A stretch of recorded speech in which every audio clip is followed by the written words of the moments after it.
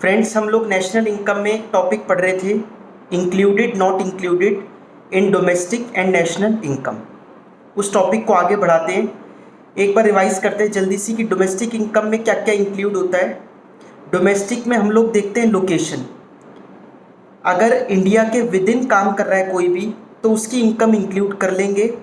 ये नहीं देखेंगे कि कौन कमा रहा है, बस इंडिया के विद इन होना चाहिए। एक एक्सेप्शन थी, जो इंडिया की एम्बेसीज है बाहर, उसकी इनकम भी इसमें जुड़ जाएगी, और जो फॉरेन एम्बेसीज है इंडिया में उसकी इनकम हट जाएगी। मतलब वो हम एक्सक्लूड करके चलेंगे, क्योंकि फॉरेन एम्बेसी को फॉरेन वाले इंक्लूड करते हैं। जैसे हम अपनी एम्बेसी को अपने यहाँ इंक्लूड कर रहे हैं, तो चाइना वाले भी अपनी एम्बेसी को चाइना में इंक्लूड करेंगे, अमेरिका वाले अपनी एम्बेसी को अमेरिका की इनकम में इंक्लूड करेंगे। इस वजह से हम उसको छोड़कर चलते हैं। डोमेस्टिक में ये था। नेशनल में क्या देखते हैं, रेजिडेंट कहाँ का है। अगर वो इंडियन है तो इंक्लूड करेंगे, अगर वो इंडियन नहीं है तो इंक्लूड नहीं करेंगे। समझ में आ गया। दो तीन चीज़ें बताई थी। सेकंड हैंड गुड्स हो तो हम उसको इंक्लूड नहीं करते, क्योंकि it was already included when sold as new. Transfer payment है या टैक्स है, ये भी इंक्लूड नहीं करते, क्योंकि बदले में कोई गुड या सर्विस प्रोवाइड नहीं की जा रही। ठीक है। स्कॉलरशिप वगैरह जो होती है ये सब ट्रांसफ़र पेमेंट में आती है, ये कुछ भी हम इंक्लूड कर नहीं चलते हैं। सेल ऑफ शेयर्स होते हैं, उसमें भी सिर्फ मालिक बदलता है, तो उसको भी हम इंक्लूड नहीं करते। इसके कुछ क्वेश्चंस देखते हैं। हमने डोमेस्टिक इनकम के कुछ पॉइंट्स देखे थे, आज नेशनल इनकम के देखते हैं। State whether the following will be included in national income और नॉट, गिविंग रीजंस। पहला पॉइंट है money received from sale of second hand goods. Second hand goods बेचकर पैसा मिला, बताइए इंक्लूड होगा या नहीं होगा। सेकेंड हैंड गुड्स बेचकर जो पैसा मिला वो इंक्लूड नहीं होगा, क्योंकि it was already included when sold as new. देश में कोई नई प्रोडक्शन नहीं हो रही गुड या सर्विस की। ठीक है।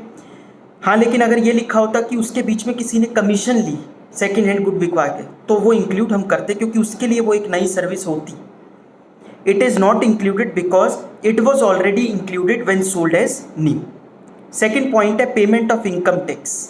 Tax is a transfer payment and no good or service is provided in return, therefore it will not be included in national income. Domestic होता तब भी आंसर यही रहता।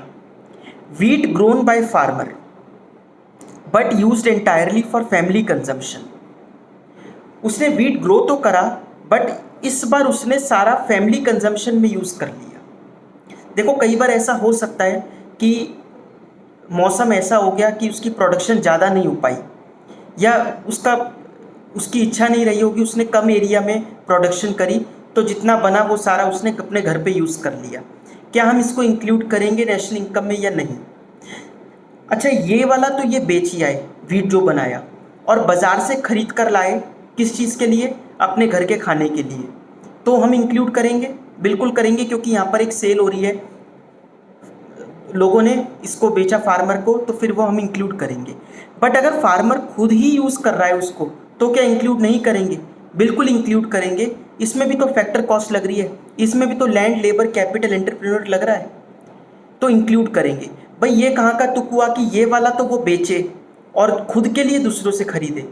तो नॉर्मली वैसे सारे फार्मर यही करते हैं कि प्रोडक्शन करते हैं और उसमें से कुछ पार्ट अपने लिए रख लेते हैं, अपनी फैमिली कंजम्पशन के लिए। अब इसके यहाँ प्रोडक्शन कम हुई तो इसने सारा अपने लिए रख लिया, तो है तो देश में प्रोडक्शन तो हो ही रही है गुड्स या सर्विस की, इस वजह से हम इसको इंक्लूड करते हैं। आ गया समझ में। अब कई लोगों को इसमें ये लगता है कि बिका नहीं है सामान तो इनकम नहीं हुई। आप सिर्फ वो लास्ट वाला प्रॉफिट देख रहे हो, और भी तो चीज़ें होती हैं।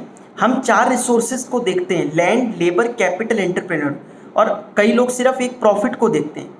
प्रॉफिट तो एंटरप्रेन्योर को मिलता है, ठीक है, वो नहीं मिला इसको, बाकी लैंड, लेबर तो लगी उसकी, ठीक है, उसने लेबर की कॉस्ट तो दी होगी उसमें, जो अपने वर्कर्स को रख रखे होंगे, तो इस वजह से हम इसको इंक्लूड कर चलते हैं। Salary paid to American working in Indian embassy in India. यहाँ पर सैलरी किसको पे की जा रही है, अमेरिकन को। अब आप एम्बेसी में कंफ्यूज मत होना, एम्बेसी की एक्सेप्शन तो डोमेस्टिक में थी, नेशनल में नहीं है। तो ये कह रहा है सैलरी पे की अमेरिकन को। अमेरिकन इंडियन रेजिडेंट तो नहीं होता, इस वजह से हम इसको इंक्लूड नहीं करेंगे। It is not included because it is not earned bye Indian resident. तो यहाँ पर बंदा चेक करते कि कौन कमा रहा है। Expenditure on construction of school या flyover by the government. School या फ्लाईओवर बनाने की कंस्ट्रक्शन करने में गवर्नमेंट ने पैसा खर्च किया, और आपको स्टार्टिंग से बता रहा हूँ, one person income is another person expenditure. कोई इनकम करेगा तो दूसरे के लिए खर्चा होगा। इसी वजह से नेशनल इनकम के 3 मेथड बनाए गए हैं, एक्सपेंडिचर मेथड, इनकम मेथड और वैल्यू एडिड मेथड। अब एक्सपेंडिचर मेथड में खर्चे इंक्लूड करते हैं, उसमें तीसरा पॉइंट था ग्रॉस इन्वेस्टमेंट या ग्रॉस डोमेस्टिक कैपिटल फॉर्मेशन। देश में जो नई इन्वेस्टमेंट हो रही है, जो नई असेट क्रिएट हो रही है वो। अब यहाँ पर ये बोल रहा है expenditure on construction of school या फ्लाईओवर बाय द गवर्नमेंट। तो देश में नई असेट बन के आ रही है तो हम इसको इंक्लूड करेंगे, क्योंकि ये आप ऐसे भी लिख सकते हो एक्सपेंडिचर मेथड के एंगल से ये ग्रॉस डोमेस्टिक कैपिटल फॉर्मेशन है या ग्रॉस इन्वेस्टमेंट है, इस वजह से हम इसको इंक्लूड कर कर चलेंगे। समझ में आ रहा है? हर मेथड के पॉइंट ऑफ व्यू से देखना होगा कि वो इंक्लूड हो रहा है या नहीं हो रहा। तो it is included because it is a part of gross domestic capital formation which is included through expenditure method. आ गया समझ में? 6th पॉइंट है profit earned by Indian resident from his company in Dubai. Indian resident ने profit कमाया from his company in Dubai. है तो Indian resident, कहीं से भी कमा के ला रहा हूँ, ये दुबई से कमा के ला रहा है, तो ये क्या हो गई factor income earned from abroad. और factor income earned from abroad तो डोमेस्टिक में ऐड होती है तभी नेशनल आता है, इस वजह से हम इसको इंक्लूड करेंगे, क्योंकि कौन कमा रहा है? Indian. It is included because it is factor income earned from abroad by Indian resident. Next point देखिए, raw material purchase by a firm. एक फर्म ने रॉ मटेरियल परचेज किया, तो हम इसको इंक्लूड करेंगे या नहीं करेंगे? देखो इंपॉर्टेंट पॉइंट है, कंफ्यूजन क्या हो जाती है कि क्योंकि किसी फर्म अब परचेज बाय अ फर्म, तो किसी ने तो बेचा होगा तो हम इंक्लूड करें। देखिए एक ने वो सामान बेचा और दूसरे ने खरीद लिया, बिजनेस ने। एक बिजनेस यूनिट अगर दूसरे बिजनेस यूनिट को बेचेगा तो एक अपनी सेल में दिखाएगा, दूसरा अपनी परचेज में दिखाएगा। तो जब हम देश की नेशनल इनकम कंप्यूट कर रहे होंगे, सबको ऐड कर रहे होंगे, तो ये कैंसिल आउट नहीं हो जाएगा। अगर आपको एक चीज़ कहें, प्रॉफिट का फॉर्मूला हम एक बार लेकर चलते हैं, ज़्यादा कॉम्प्लिकेशन नहीं इसमें, सीधा सेल माइनस परचेज।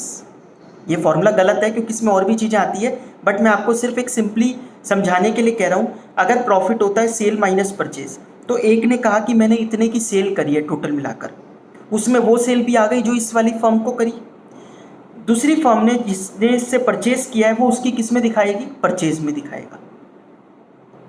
तो वो परचेज में दिखा रहा है, ये सेल में दिखा रहा है। दोनों का प्रॉफिट जब ऐड होगा तो प्रॉफिट को अगर हम एक्सपेंड कर दें, sale minus purchase plus sale minus purchase, दोनों के लिए, दोनों के प्रॉफिट में ऐड कर रहा हूँ, profit of firm 1 plus profit of firm 2। Profit of firm 1 को एक्सपेंड करो, sale minus purchase of firm 1 plus sale minus purchase of firm 2। तो एक की सेल में दिख रहा है, दूसरे की परचेज में दिख रहा है। सेल ऑफ फर्म 1 में दिख रहा है और परचेज ऑफ फर्म 2 में दिख रहा है, हो गए माइनस। इस वजह से हम इसको इंक्लूड नहीं करते। इसके तो बहुत तरीके समझने की कि इसको इंक्लूड क्यों नहीं कर रहे। एक तरीका और मैंने आपको बताया था, टू अवॉइड डबल काउंटिंग, हम लोग सिर्फ फाइनल गुड्स को ही लेते हैं।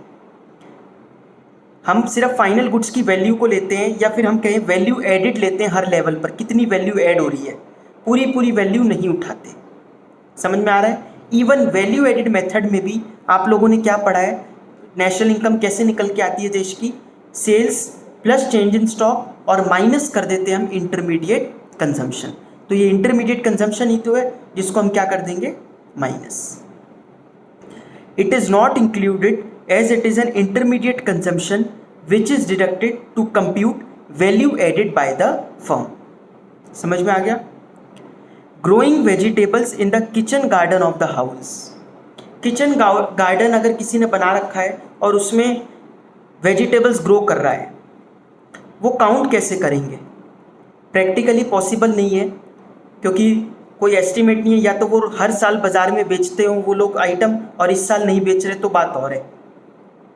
तो growing vegetables in the kitchen garden of the house, बहुत सारे लोगों के किचन गार्डन होते हैं और वो कितनी प्रोडक्शन कर रहे हैं इसका एक एस्टीमेट अवेलेबल नहीं हो सकता, प्रैक्टिकली पॉसिबल नहीं है, इस वजह से हम इसको इंक्लूड नहीं कर पाते। It is not included due to difficulty in collection of data. Profit earned by American from his company in Bilaspur, profit earned by American from his company in Bilaspur, Bilaspur तो इंडिया में ही है, ठीक है, लेकिन कमा कौन रहा है? अमेरिकन, इंडियन रेजिडेंट तो नहीं कमा रहा। नेशनल में तो यही देखते हैं कि कमा कौन रहा है, क्योंकि ये इंडियन नहीं कमा रहा, इस वजह से हम इसको इंक्लूड नहीं करेंगे। समझ में आ गया? तो it is not included as it is earned by American resident. Interest received on loan given to a friend for purchasing personal car, interest received हो रहा है किस चीज़ पर? लोन पर। वो लोन किस वजह से यूज़ हुआ था? पर्सनल कार लेने के लिए। अगर कोई प्रोडक्टिव कार लेते, कार मतलब किसी बिजनेस में काम आ रही होती, तो हम इंटरेस्ट का पैसा इंक्लूड करते, बट यहाँ पर कार किसी प्रोडक्टिव पर्पज़ में काम नहीं आ रही, इस वजह से हम इसको इंक्लूड नहीं करेंगे। It is not included because loan is not used for productive purpose.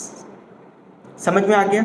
ये एग्जाम्पल्स थे इसके, प्रैक्टिस आप लोग करते रहना इनकी कि नेशनल इनकम में क्या क्या इंक्लूड होता है, और भी हम बात बीच बीच में करते रहेंगे कि नेशनल इनकम में और डोमेस्टिक इनकम में क्या क्या इंक्लूड होता है, क्या क्या नहीं होता, उसके क्वेश्चंस। एक थ्योरी का क्वेश्चन देखो इसी का ही, give examples of non residents, ये नोट्स में देना है मुझे आपको। तो नॉन रेजिडेंट्स का एग्जाम्पल बताओ। Following category of persons are treated as non residents, तो ये रूल है कि इनको रेजिडेंट या नॉन रेजिडेंट माना जाता है, वो कुछ बता रखा है, ध्यान से समझना। पहला क्या है? इंटरनेशनल ऑर्गेनाइजेशंस, ये भी आपके पास स्टेटमेंट बेस्ड क्वेश्चंस में आ सकता है कोई भी पॉइंट बन के। International organisations like world bank, WHO, IMF etcetera, इनके कई कई कंट्रीज़ में ब्रांचेज होती हैं, कहीं पे इनके यूनिट खुले होते हैं, इंडिया में भी है। तो इस तरीके से पूछा जा रहा है कि इनको रेजिडेंट माने जिस कंट्री में ये लोकेटेड है या नहीं मानेंगे। तो समझो, they are not treated as residents of any country, ये किसी भी कंट्री के रेजिडेंट नहीं माने जाते। इनके जनरली हेडक्वार्टर USA में होते हैं और बाकी जगह पे इनके और ब्रांचेस या यूनिट्स खुले हुए होते हैं, लेकिन हम इनको किसी का भी रेजिडेंट नहीं मानकर चलते। They are treated resident of international area and not of any country. समझ में आ गया? तो अगर इंडिया में कोई इनकी ब्रांच है, किसकी? किसी भी इंटरनेशनल ऑर्गेनाइजेशन की, किसी कंपनी की बात नहीं हो रही यहाँ पे, किसी कंपनी की बात नहीं कर रहे, ये इंटरनेशनल ऑर्गेनाइजेशंस होती है जिनका ऑब्जेक्टिव भी इंटरनेशनल होता है कि आपस में कंट्रीज़ में कैसे कॉपरेशन हो, कैसे ग्लोबलाइजेशन वगैरह को बढ़ावा दें, इन सब चीज़ों का इनका ऑब्जेक्टिव होता है, उनकी बात कर रहे हैं हम यहाँ पर। तो they are treated as residents of international area and not of any country. लेकिन इनके यहाँ जो एम्प्लॉयज़ काम करेंगे उनकी क्या बात होती है? तो employees of international organization are considered residents of the country to which they belong, जिससे वो बिलोंग करते हैं, जहाँ से वो आते हैं। समझ में आ गया? तो जहाँ के वो रेजिडेंट हैं, कहाँ के रेजिडेंट कहलाएंगे? जहाँ से वो बिलोंग करते हैं। ऐसे नहीं कि IMF में अगर काम कर रहा है तो वो भी इंटरनेशनल एरिया का हो गया, वो किसी कंट्री का नहीं कहलाएगा, नहीं, ये गलत है। वो जहाँ से बिलोंग करता है वो उसी कंट्री का कहलाएगा। तो they are treated residents of the country to which they belong and not of international area.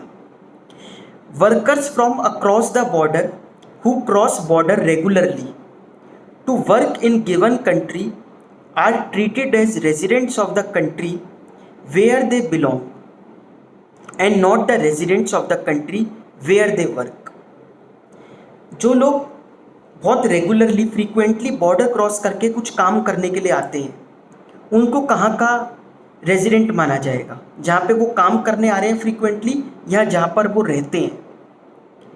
देखिए, ऐसा होता है कि हमारे जैसे हमारी नेबरिंग कंट्रीज़ है नेपाल, तो नेपाल में, नेपाल है, भूटान है, बांग्लादेश है, नेपाल से बहुत सारे लोग, इवन बच्चे भी पढ़ने के लिए आते हैं।